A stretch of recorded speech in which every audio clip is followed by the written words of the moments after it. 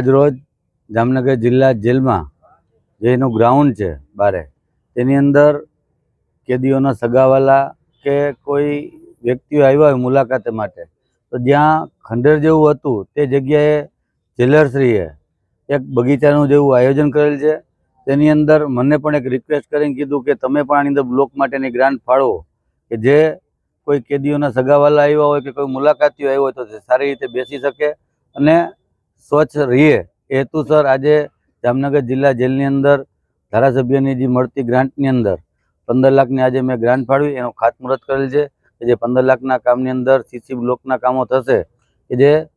માનનીય પ્રધાનમંત્રીશ્રીનું વિઝન છે કે છેવાડાના માનવી સુધી વિકાસ કાર્ય રહે હેતુસર આજે જિલ્લા જેલની અંદર 15 લાખના સીસી બ્લોકનું કામનું ખાતમુહૂર્ત કરેલ છે.